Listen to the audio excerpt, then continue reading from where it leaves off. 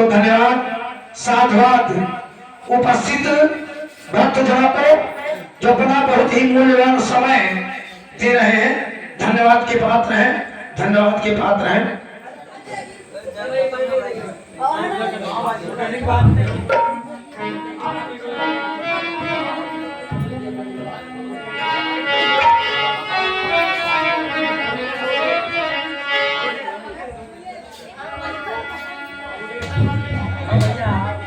एक गीत बजा,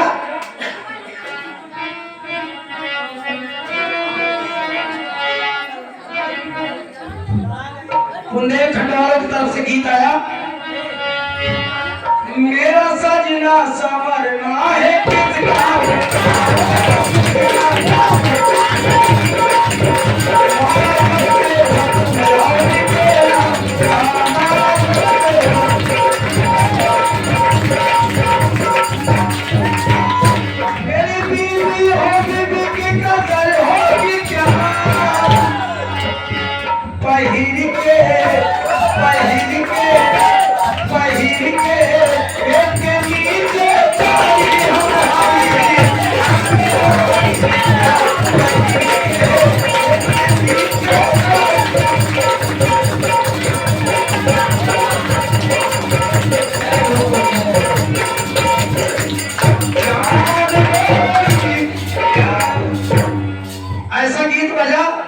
लेकिन कहना है जिस समय राम रावण युद्ध हो रहा था, सीता हरण के समय मंदोदरी अपने पति रावण को समझा रही कि तुमने बहुत बड़ा अनर्थ किया इस संसार में, मृतलोक में मानव योनि उठा करके।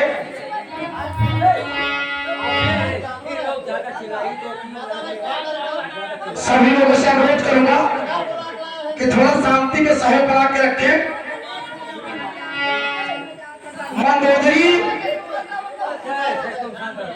मंदोदरी अपने पति रावण को समझा रही है कि तुम ऐसे मर्यादा पुरुषोत्तम राम से दुश्मनी ले लिया, उनकी माया बहुत ही अपरंपार है।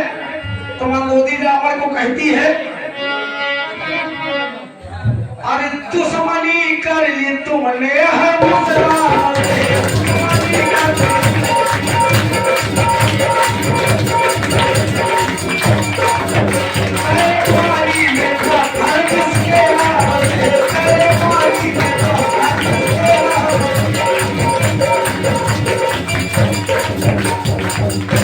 मंदोदरी ने कहा, दुश्मनी कर ली तुमने है उस राम से और तैरे पानी में पत्थर जिसके नाम से। अरे काल के काल में सबको भर दोगे क्या,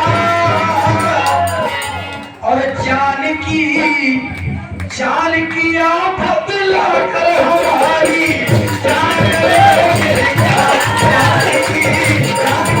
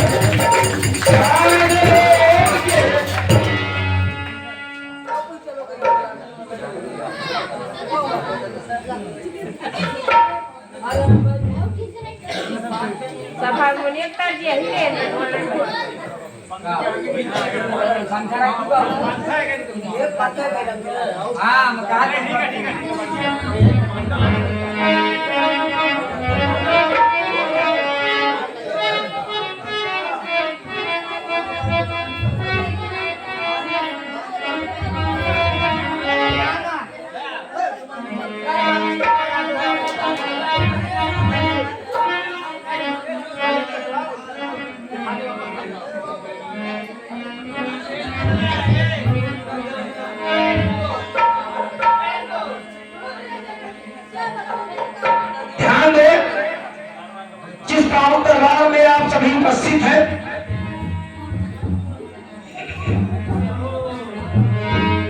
तो गीत के अंदर देखें,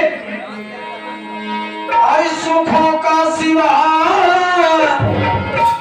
यही है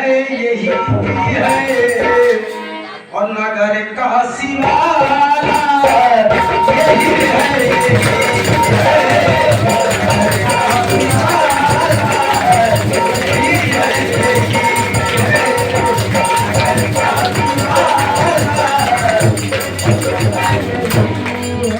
सुखों का शिवाला, सुखों का शिवाला यही है और नगर काशी वाला यही है। सुखों का शिवाला यही है नगर काशी वाला यही है।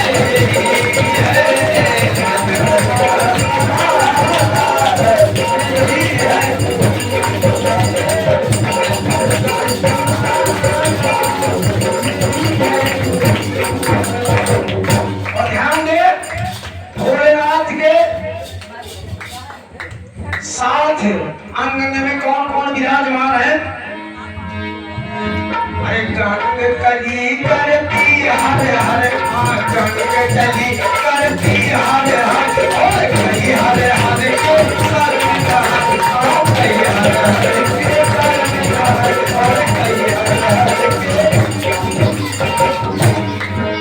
और सिंह लहर जब दिया जहर, जब दिया जहर तो जहर पी गए सब हर हाथ पैर पी गए, हाथ पैर पी गए।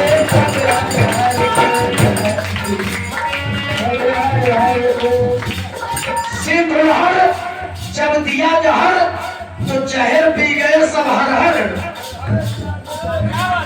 और वो शिव भोले भाला, भोला भाला यही है नगर काशी वाला यही है।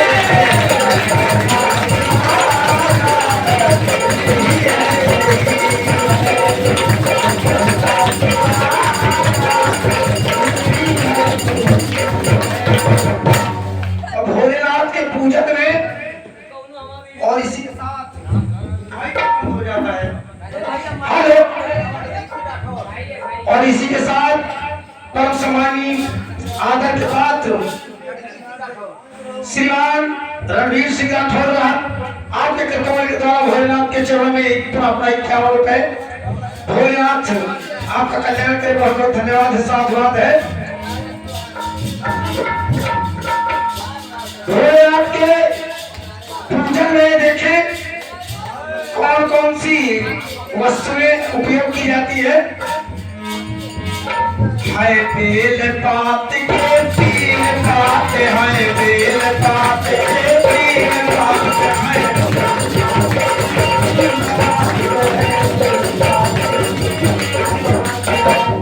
भोलेनाथ के पूजा में बेल पात्र के 3 पत्ते और भोलेनाथ की सवारी हाय बेल पात के 3 पात लालिया मनी अक्षर सुहाग लालिया, तीन अक्षर सुहाग लालिया।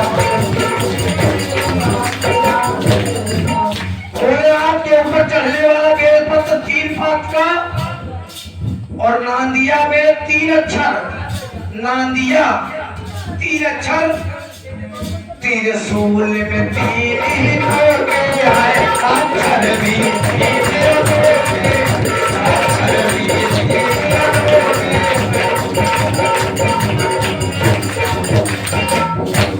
त्रिशूल में 3 नोखे और इसी के श्रृंखला में उपस्थित पावन दरबार में उपस्थित परम सम्मानीय आदर के पात्र श्रीमान कुंवर सिंह जी आपके कर्तव्य के द्वारा आशीर्वाद स्वरूप पुनः 21 रुपए बहुत बहुत धन्यवाद है। त्रिशूल में 3 नोखे पाई गई और अक्षर बड़े सुंदर है। त्रिशूल, त्रिशूल में 3 ही नोखे हैं, अक्षर भी 3 नोखे हैं।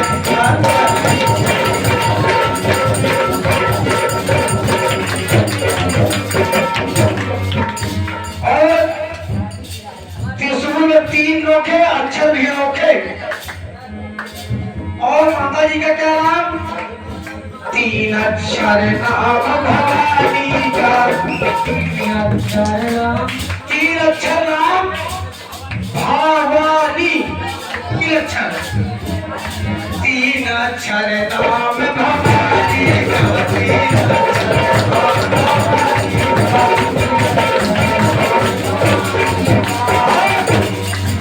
शिव की गिरजा महारानी का, शिव की गिरजा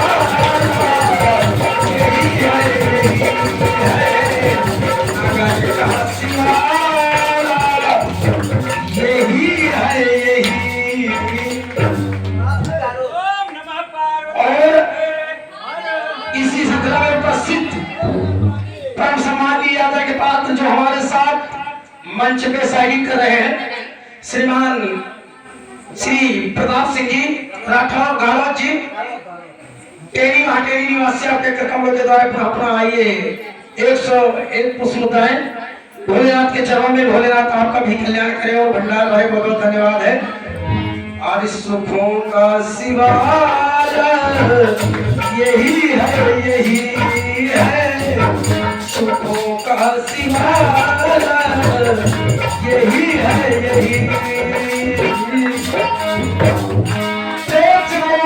भोलेनाथ की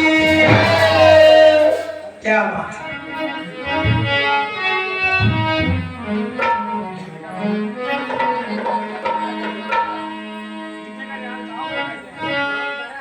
एक गीत आप लोगों को आनंदित करने के लिए, एक गीत और एक कटपीस।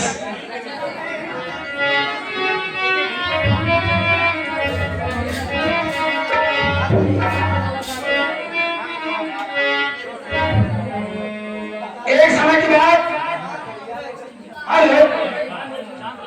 सभी भक्तजनों से सूचित करना चाहूंगा कि आप लोग जब तक कार्यक्रम सुने अंतरात्मा से सुने, और नहीं तो फिर एक समीक्षा करके और बस कार्यक्रम को स्टार्ट करवा दे। यही अनुरोध है मेरा, क्योंकि हम आप लोगों को आनंदित करने के लिए अकेले अभी कुछ क्षण पहले सुंदरकांड का पाठ संपादन किया गया, उसे संपन्न किया गया और आप लोगों को आनंदित करने के लिए कार्यक्रम रखा गया। तो आग्रह करूंगा कि आप लोग जितना ही शांति का सहयोग देंगे उतना ही आनंद आएगा। एक गीत बजा था कुछ दिन पहले, और प्रेम की गली में एक छोटा सा घर बनाएंगे, अरे कलियां न मिले तो उन्हें कांटों से सजाएंगे, कांटों से सजाएंगे, और झिलमिल सितारों सा आंगन होगा, और रिमझिम बरसता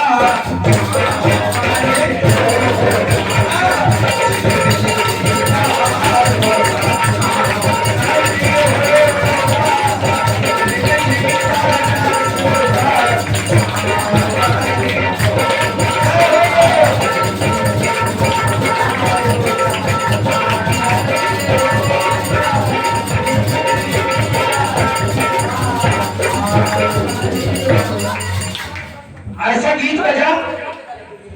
लेकिन हम कीर्तनकार लोग फिल्मी दुनिया वालों की तर्ज को चुरा लेते हैं, तो कहना पड़ा जिस समय पार्वती जी प्रथम बार अपने मायके ससुराल से मायके आई तो उनकी सहेलियों ने पूछा बड़े प्यार से, दीदी जीजा जी के क्या हाल चाल है? तो पार्वती जी ने कहा उनके हाल बहना मत पूछिए, बहुत बेढंगे हैं। तो बहुत प्रयास करने पर, सखियों के बहुत प्रयास करने पर पार्वती जी ने कहना बताना शुरू किया।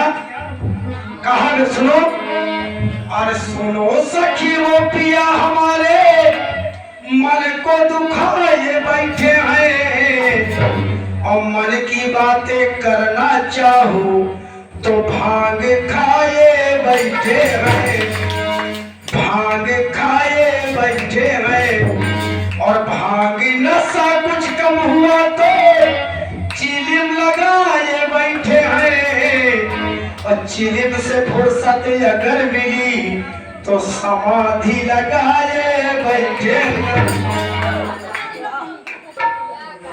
मुझसे बात करने के लिए उनके पास समय ही नहीं है, ऐसे करते हैं उनके। और चिलिम से फुर्सत अगर मिली तो समाधि लगाए बैठे हैं, और उनकी कठिन समाधि इतनी जोरदार है। पहला कि क्या पता 4-4, 10-10 साल, 20-20 साल हो जाए, समाधि उनकी भंगे न हो, ऐसे उनके करता है। और एक उसमें कारण छुपा हुआ है कि जिसके सर पर बैठी साली होगी, भोलेनाथ के जटा में लहराती गंगा, और जिसके सर पर बैठी साली होगी तो कैसे खुश उसकी घर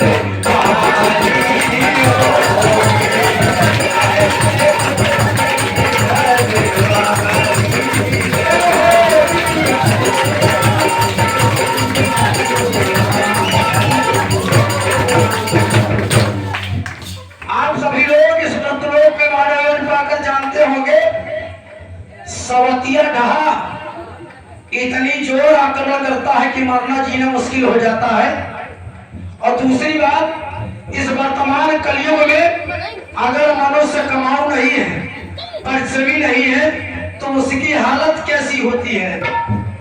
और जिसकी जेब हरदम रहती खाली होगी, जिसकी जेब हरदम रहती खाली होगी तो कैसे खुद उसकी घर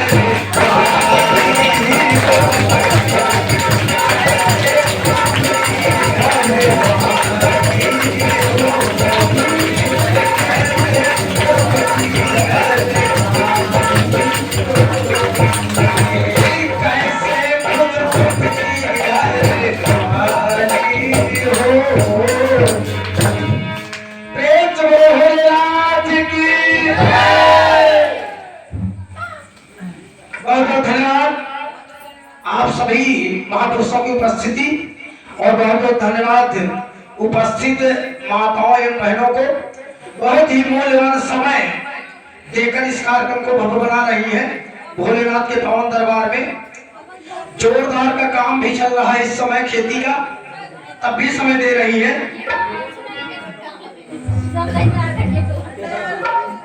और इसी के साथ जिनके सौजन्य से एवं सभी नवयुवक महापुरुषों के सौजन्य से ये कार्यक्रम संपन्न हो रहा है, उनके परम स्नेही श्री शिवनाथ सिंह जी आपके कमलों के द्वारा अपना 21 रुपए भोलेनाथ के चरणों में, भोलेनाथ आपका कल्याण करे, बहुत बहुत धन्यवाद है, साधुवाद है। तो कहना चाहूंगा,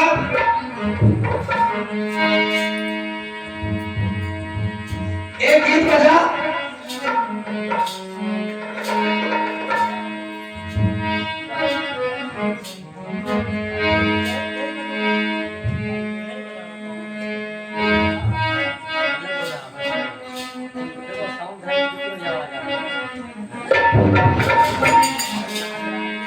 एक गीत बजा।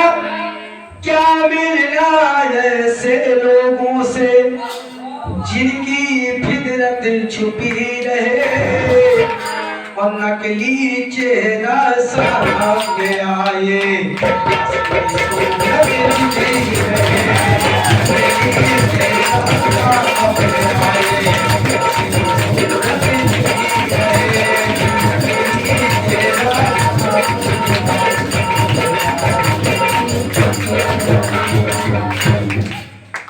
गीत बजा, लेकिन कहना चाहूंगा इस समय, एक समय भोलेनाथ पार्वती जी कैलाश पर्वत पर निवास कर रहे थे। पार्वती जी मन के अंतःकरण में कल्पना करने लगी कि हमारे स्वामी को सारा संसार अवघड़दानी में महादानी कहते हैं और सारे संसार के लिए सब कुछ संपन्न किए, लेकिन अपने लिए क्या किए इन्होंने? हमको इस कैलाश पर्वत में ऐसे रहते रहते काफी समय गुजर गया। कोट जन्म अगर हमारी बरो संभोला तो रहा कुमारी, और जब तप करी करी सहयोग कलेसु, तब पायो मैं केतु महेशु। बार बार इनको पाने के बाद मेरा निवास स्थान कैलाश पर्वत में ही होता है और सारे संसार के लिए सब कुछ संपन्न करवा देते हैं, लेकिन अपने रहने के लिए एक छोटा सा महल नहीं बनवा पाते हैं। तो पार्वती जी एक समय भोलेनाथ से कहना शुरू किया कि प्रभु आप एक सुंदर सा महल का निर्माण करवा दीजिए ताकि हम आपका भी जीवन यापन हो सुकून ढंग से। भोलेनाथ ने कहा हम जोगी और फकीरों के लिए स्वर्ण महल की क्या जरूरत है, जहां मर्जी है वहां निवास कर सकते हैं। पार्वती जी बार बार आग्रह कर रही है। भोलेनाथ ने कहा अगर चाहो तो मैं सुंदर सा कोई आपको आभूषण बनवा दूं, गहने बनवा दूं। तो कहा प्रभु मुझे गहना नहीं चाहिए, रहने के लिए चाहिए।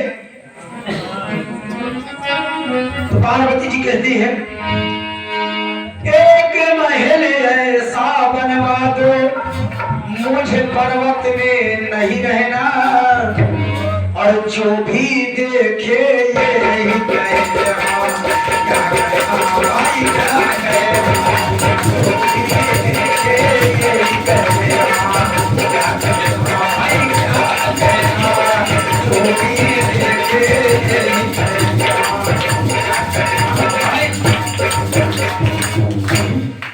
ऐसा महल का निर्माण करवा दीजिए प्रभु कि जो भी व्यक्ति उस महल में नजर डाले देखता ही नहीं जाए। भोलेनाथ ने कहा प्रिय महल तो महिला बंगला गाड़ी, ये जंजाले अमीरों के और सुख दुख के साधन बतलाए, क्या है काम फकीरों के।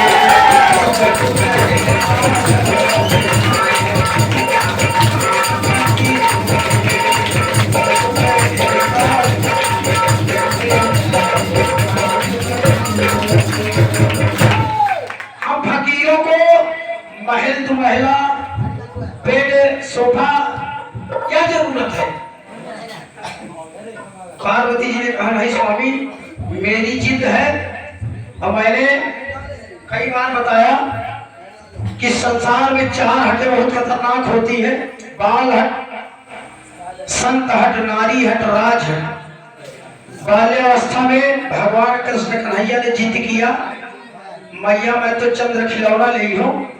माँ यशोदा को मुश्किल पड़ गया, थाल में पानी भरकर चंद्रमा की परछाई दिखाकर भगवान कृष्ण कन्हैया को खुश करना पड़ा। नारी हट, तीनों महासतियों ने हट किया, उनके पति मानसूया के आश्रम में 6-6 माह के बालक बन गए।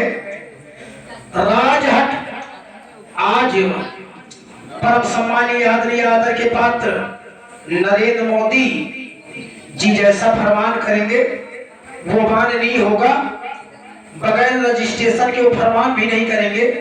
पहले राष्ट्रपति के द्वारा उस मान्य को रजिस्ट्रेशन करवाते हैं, फिर जनता के अंडर में भेजते हैं। तो 4 हटें बहुत करनाती होती है। तो पार्वती जी ने जब ऐसा जिद किया तो भोलेनाथ ने कहा कहो तो तुमको बनवा दूं मैं सुंदर सा कोई गहना, जो भी देखे ये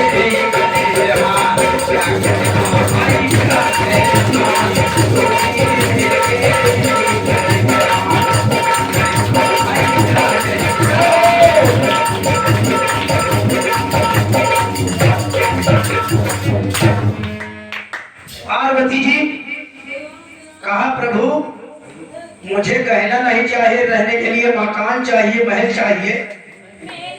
भोलेनाथ जब सती जी जिद कर गई तो भोलेनाथ को वो आकार अपनाना पड़ा।